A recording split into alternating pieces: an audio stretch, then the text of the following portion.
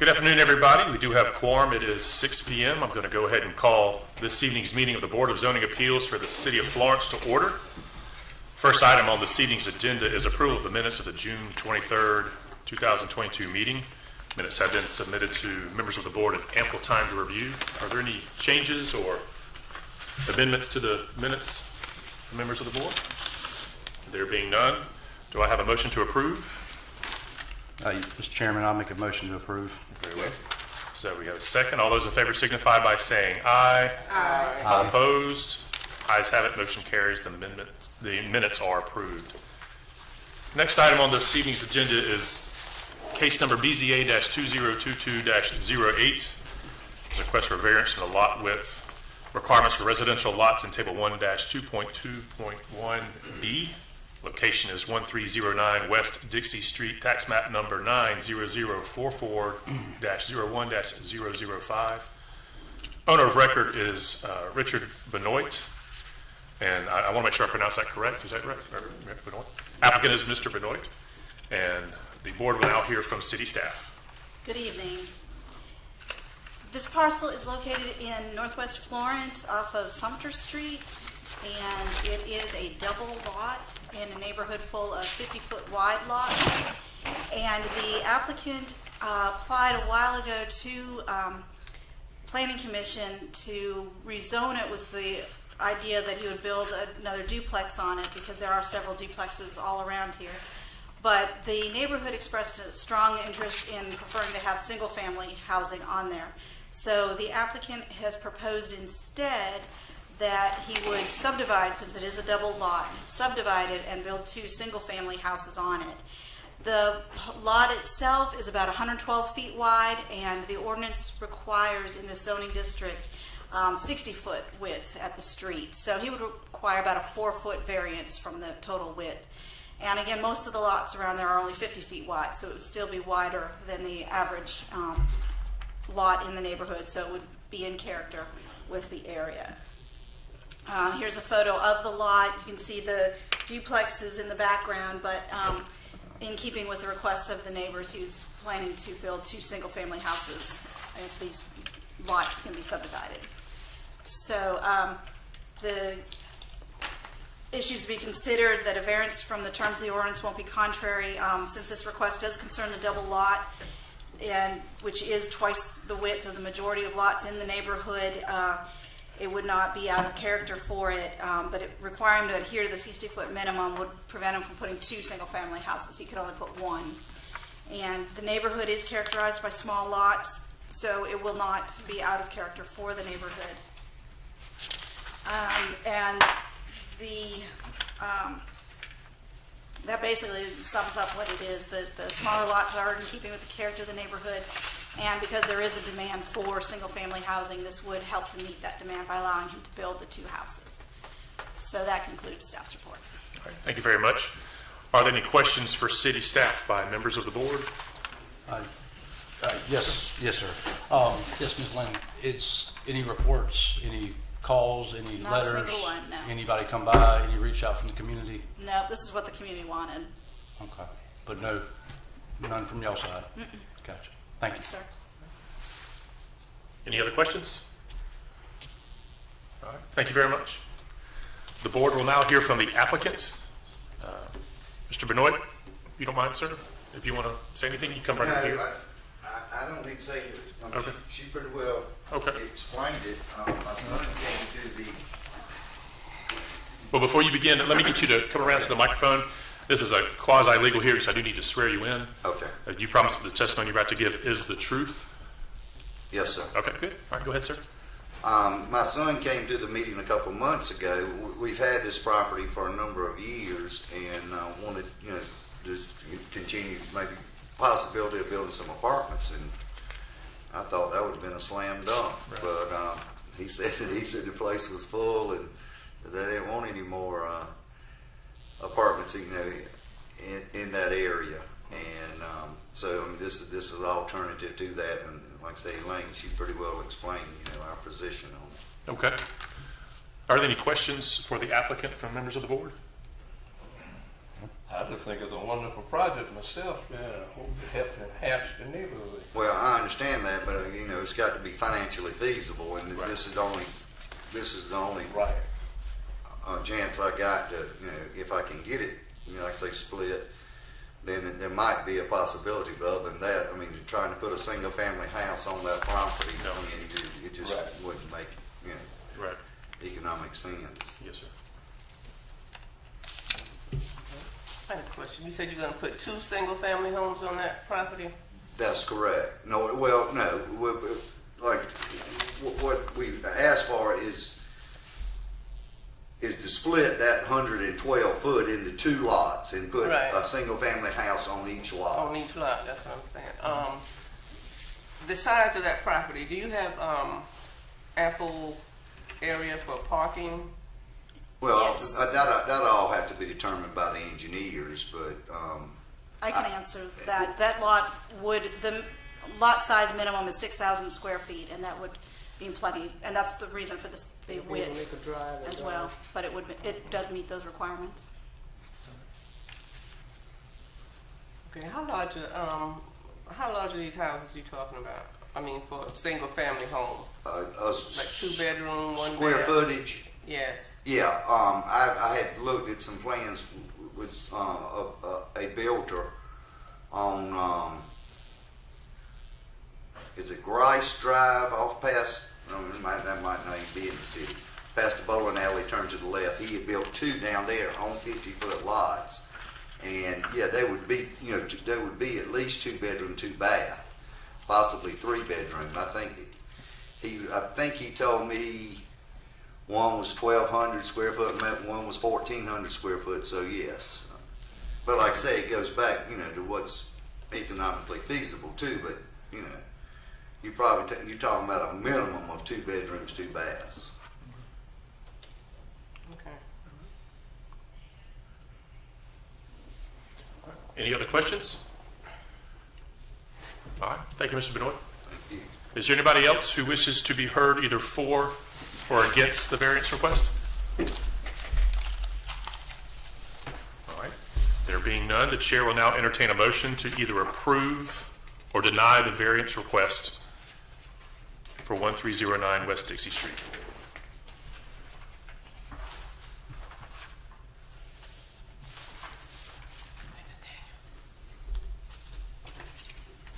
Yes, Mr. Chairman, Yes, sir. I'd like to make a motion that we grant this variance, and this is based on the following conditions.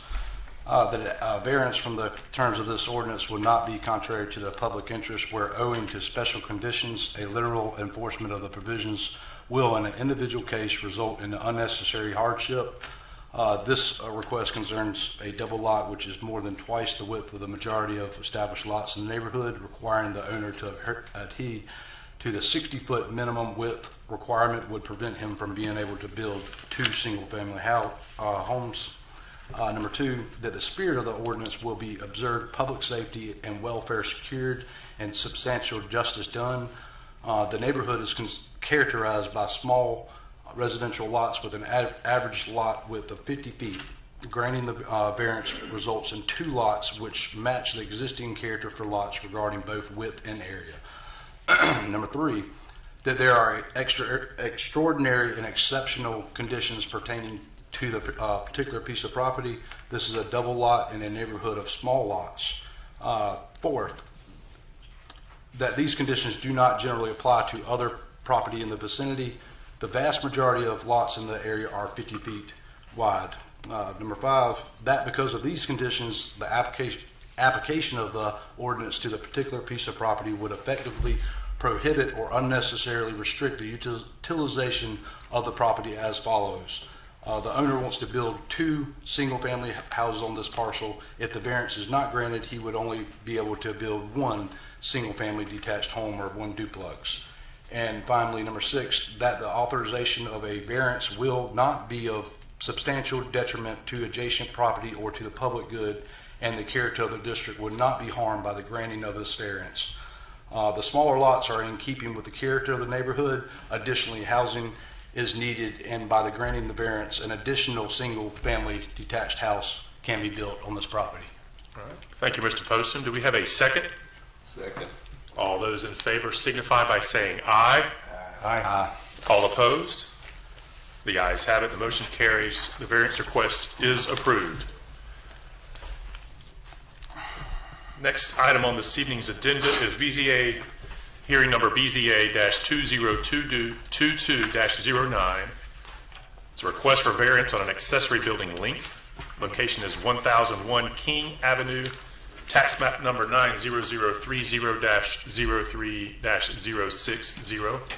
Owner of record is John M. Jabali. Applicant is John M. Jabali. Board will now hear from city staff.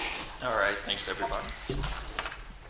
So this is a request for a variance for the size of the accessory building and also the length of the accessory building. Here is the aerial photo. This is 1001 King Avenue, the corner of South Alexander and King Avenue.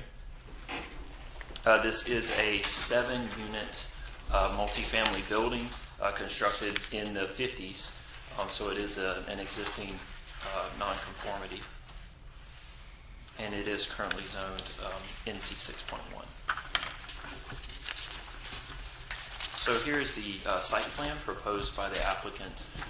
They are wanting to put a storage building, detached garage, to the rear of the multifamily building. So the principal building is approximately 2,600 square feet. The ordinance states that an accessory building can be no greater than 25%. So that puts in about 640 square feet. The variance request is for an 800 square foot accessory building. And then based on the rear lot width, the accessory building by code would be no more than 18 feet. So the variance request would be for 40 feet along the backside of the property line. And again, the site plan shows 18 by 36, but it is a 20-foot width, and that will be what's exposed on South Alexander Street, and then 40-foot along the back parcel line. And here's just the ordinance that calls out the 25% square footage maximum, as well as the 25% width of the rear property line. So here's some site photos.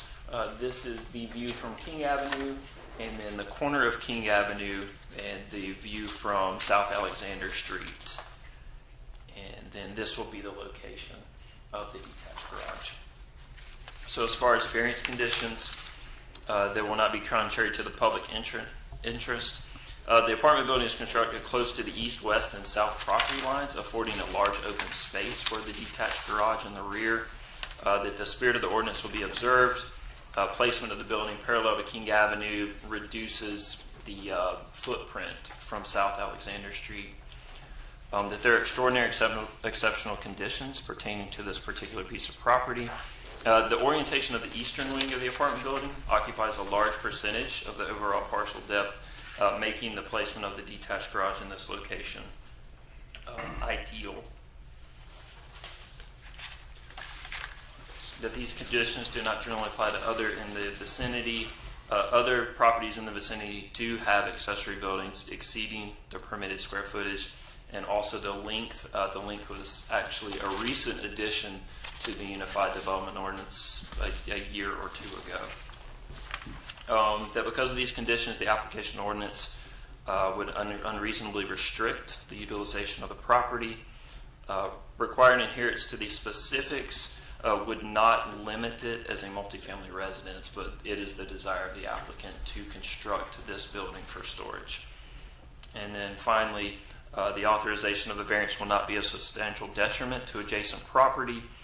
The Unified Development Ordinance restriction on accessory building lengths greater than 25% of the rear property line is a recent addition to code. There are accessory buildings in the area that do exceed this limit that were constructed before the requirement was in effect. And the placement of the building will have less visual impact being placed parallel to the rear property line than it would be perpendicular. And that concludes staff's report.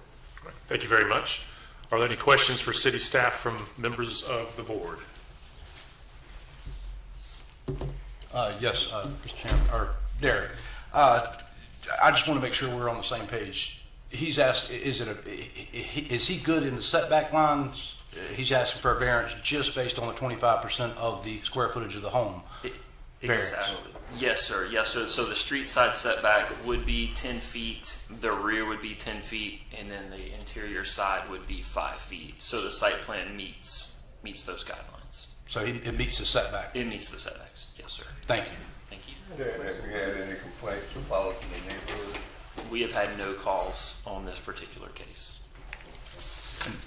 As far as the setbacks go, it appears that the building is actually, the proposed building is farther from the street than the apartment and from the property lines. It is farther from the street and the property lines. It's farther from Alexander. Yeah, I just put greater than 10 feet. So it just has to make sure that it's greater than or equal to 10 feet. So he can be as close as 10 feet or further away. Just has to meet those minimums. Okay. Is this a garage or a storage building? You said garage and storage. I mean, Right, I think it will be a detached garage used for storage for ease of access.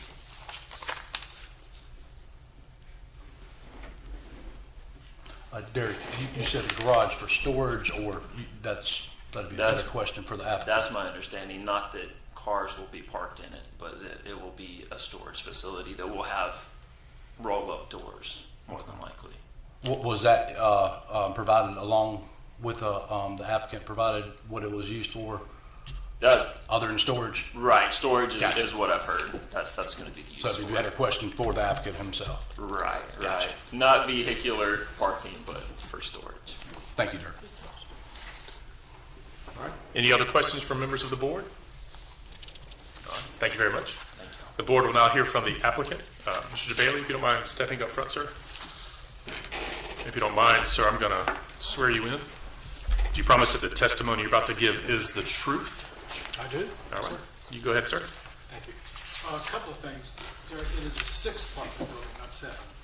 Okay, I was looking on Google Earth, so That's fine. It's I not a miscounted. So I bought that building 45 years ago.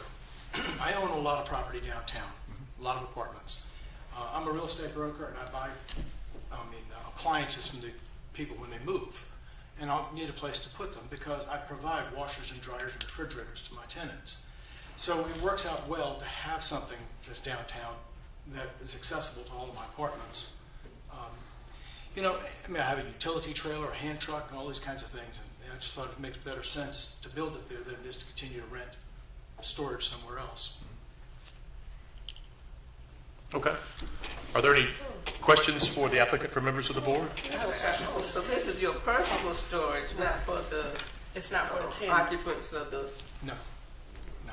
A couple of questions, Derek. I want to make sure that the roll-up door will face Alexander Street. Okay? Yes, And sir. the building will be 20 feet on Alexander Street and 40 feet deep on King Avenue. Exactly. Yes, ma'am. So based on the picture that we're seeing, it's turned the wrong way. No, this is Alexander Street here. It's 40 feet this way and 20 feet this way. But the access to it is coming from Alexander Street. Yes, ma'am. That's correct.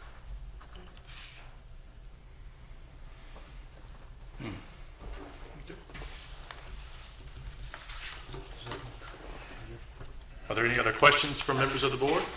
Yes, sir. Mr. Jabali, you mentioned she was along the lines of this.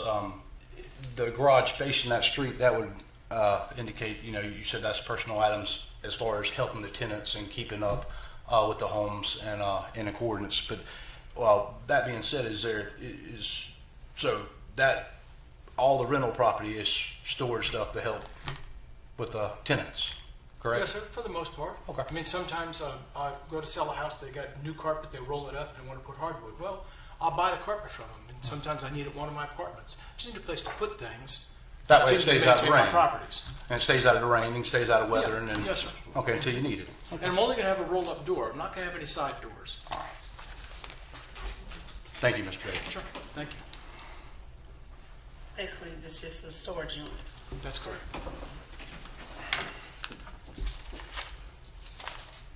All right. Are there any other questions from members of the board? the tenants don't have a problem with that being right by their, where they live? I mean, the tenants haven't said anything? Have you Well, first of all, said it's not anything up, to so the they can't tenants? complain because they don't know it's there. I have a wonderful relationship with my tenants, and I don't mind telling you, they love me. And I have a lot of tenants. I'm going off on the limb. I have a lot of tenants that struggle between rent and groceries. And I don't mind telling you, when they get behind on the rent and they don't have food, I go and buy them food. They're not going to complain. Have you mentioned it to them that you plan to build storage back there? I haven't. No. Well, the sign's been up, right?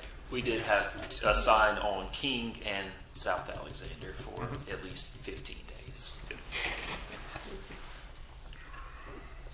And no input from any of the other neighbors No or calls. property owners? No, sir.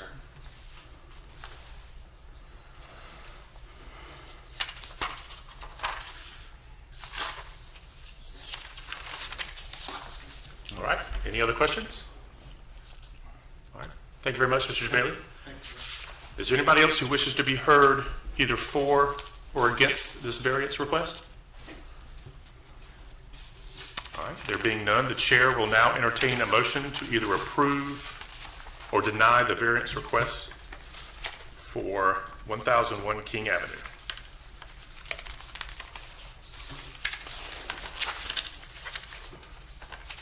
I'm going to make a motion to approve. Okay, go ahead.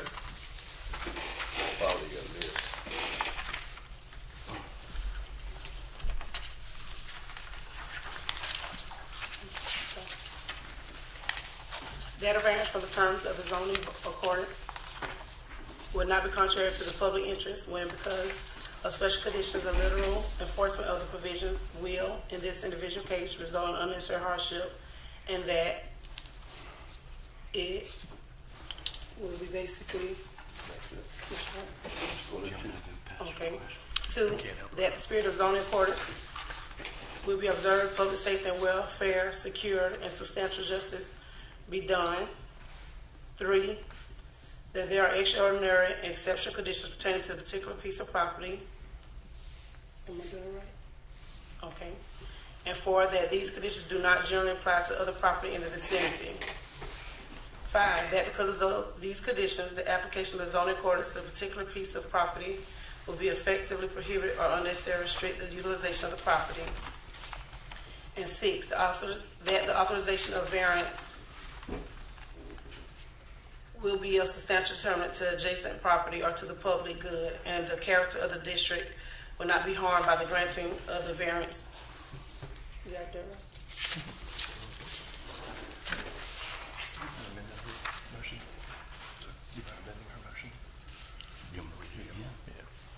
Thank you, Ms. Singley. If you don't mind, I'm going to ask Mr. Poston to amend your motion Yes. to approve. Yes, ma'am.